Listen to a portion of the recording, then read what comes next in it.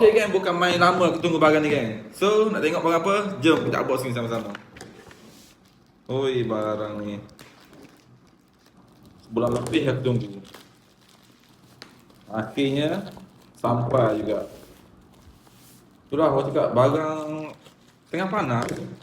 Nak tunggu dia restock barang tu. Oh. Tapi itulah, alhamdulillah. Akhirnya dapat juga barangnya. Hei. Sekejap, kita buka dulu. Tengok. Dia wrap pun okey lah. Kita unboxing sama-sama. Finally gang. Kau tengok. Mono daripada ESR. Haha. Orang cakap barang tengah tok. So, tak salah lah kita nak try Sekejap, mana nak buka ni? Walau weh, lawa geng. Kau tengok. So, untuk projek motor aku kali ni, aku nak tukar mono baru, iaitu aku pilih mono daripada ESR.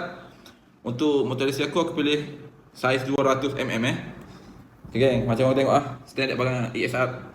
Dia pakai stiker, ada cakap patulan cahaya macam ni. Warna dia warna ungu macam ni. So, tak nak cakap banyak. Kita tunggu pasangan motor aku ni. Kita tengok result dia macam mana geng. So, jumpa di next video. Assalamualaikum.